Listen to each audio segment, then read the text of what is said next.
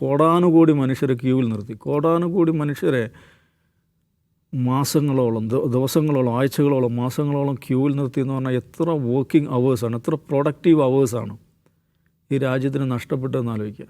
ആളുകൾ ക്യൂവിൽ നിന്ന് മരിച്ചു. സോ ഈ പറയുന്ന ചെറുകിട വ്യവസായങ്ങൾ സമ്പൂർണ്ണമായിട്ട് തകർന്നു.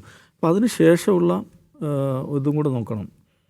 ഇന്ത്യയുടെ ചരിത്രത്തിൽ ഏറ്റവും കൂടുതൽ ആളുകൾ ഇന്ത്യൻ പാസ്പോർട്ട് ഉപേക്ഷിച്ച് പോകുന്ന ആ ട്രെൻഡ് കൂടിയ ഇതിന് ശേഷമാണ്. ഇപ്പോൾ പാർലമെൻറ്റിൽ വെച്ച കണക്ക് പ്രകാരം 2022 2 ലക്ഷം പേരാണ് പാസ്പോർട്ട് ഉപേക്ഷിക്കുന്നത്. അതിനുശേഷം അത് കൂടിയിട്ടുള്ളൂ, 2,25,000 ആകുന്നു. അപ്പോൾ 2 ലക്ഷത്തിന് മേലെ ആളുകൾ പ്രതിവർഷം ഇന്ത്യൻ പാസ്പോർട്ട് ഉപേക്ഷിക്കുന്ന അവസ്ഥയിലേക്ക് വന്നു. എന്തുകൊണ്ടാണ് ഇന്ത്യൻ പാസ്പോർട്ട് ഇത് ആ passport ഉപേക്ഷിക്കുന്നതിൽ മഹാഭൂരിപക്ഷവും HNI category, high net worth individual കാറ്റഗറിയിൽപ്പെട്ട ആളുകളാണ്. അതെന്തുകൊണ്ടാണ്? ഇതൊരു ബിസിനസ് ചെയ്യാൻ കൻഡ്യൂസീവായിട്ടുള്ളൊരു സ്ഥലമല്ല. ബിസിനസ് എന്ന് പറയുന്നത് നോക്കൂ, അതിനും ഇൻവെസ്റ്റ്മെൻറ്റ് ഓപ്പർച്യൂണിറ്റി അല്ലെങ്കിൽ അതിൻ്റെ ഇൻഫ്രാസ്ട്രക്ചർ അത് മാത്രം ഉണ്ടായാൽ പോരാ. അതിൻ്റെ ഒരു സാമൂഹിക അന്തരീക്ഷം എന്ന് പറയുന്നത് വളരെ പ്രധാനമാണ്.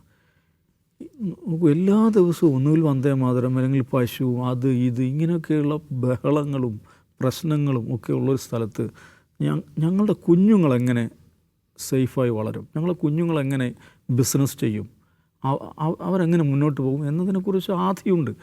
അതുകൊണ്ട് പൈസ ഉള്ള ആളുകളാണ് പോകുന്നത്. ഇത്രയും HNI ഹൈ നെറ്റ്വർത്ത് ഇൻഡിവിജ്വൽസ് ഇവിടുന്ന് പോകുന്നുണ്ടെങ്കിൽ അതിൻ്റെ അർത്ഥം എന്താണ്?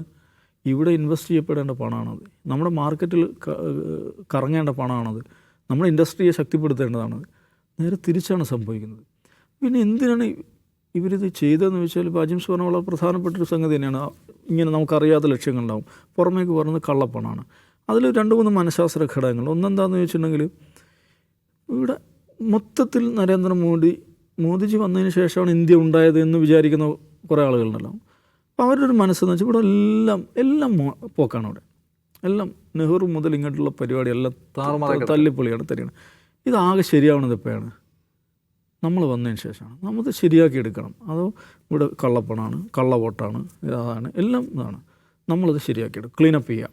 ഈ വൃത്തികെട്ട ഇതിനെ നമ്മൾ ഈ മട്ടിൽ നരേന്ദ്രമോദി വിദേശത്ത് പോയി പോലും പ്രസംഗിച്ചിട്ടുണ്ട് കേട്ടോ. ഇന്ത്യയെ ശരിയാക്കിയെടുത്തത്, ഇന്ത്യ കുഴപ്പത്തിലായിരുന്നു, ശരിയാക്കിയെടുത്തത് ഞാനാണ്. കൃത്യമായ ആ വാചകങ്ങളില്ലെങ്കിലും ആ സന്ദേശം നൽകുന്ന പ്രഭാഷണങ്ങൾ ഇന്ത്യക്ക് പുറത്തു പോയി നടത്തിയ ആളാണ് നരേന്ദ്രമോദി. അപ്പോൾ അതിൻ്റെ തന്നെ ഭാഗമാണ് SIR എന്ന് പറയുന്നത്. ഇതേ മനഃശാസ്ത്രമാണ് അവിടെയും വർക്ക് ചെയ്യുന്നത്. ഇവിടെ മുഴുവൻ ഇതാണ്, എല്ലാം ഒന്ന് ശരിയാക്കി നമ്മൾ വന്നിട്ട് വേണം ഇതൊക്കെ ഒന്ന് ശരിയാക്കാൻ എന്നുള്ളതാണ്. പിന്നെ ഞാൻ മുമ്പ് പറഞ്ഞ പോലെ തന്നെ ഈ ക്യൂവിൽ നിൽക്കുമ്പോഴും ഇതിനെ പിന്തുണച്ച മനുഷ്യരുണ്ട്.